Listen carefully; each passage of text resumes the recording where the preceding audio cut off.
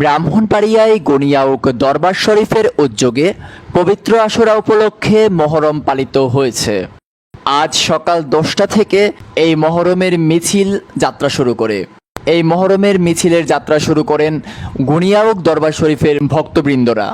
ঐতিহাসিক গনিয়াউক দরবার শরীফ মহরম এর যাত্রা শুরু করে 1979 সাল থেকে।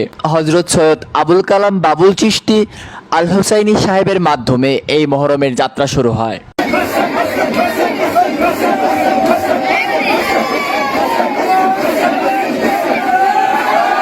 কারবালা থেকে নাসিরউদ্দিন সিপাহীশালা রহমাতুল্লাহি আলাইহি হয়ে অষ্টগ্রাম এবং অষ্টগ্রাম থেকে গনিয়াউক মহরম পালিত হয়।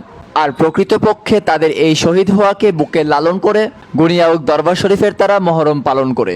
তারা হযরত মুহাম্মদ সাল্লাল্লাহু আলাইহি সাল্লামকে ভালোবাসে, তারা আহলে বায়াতকে ভালোবাসে, তাই তারা এই আয়োজন করে থাকে।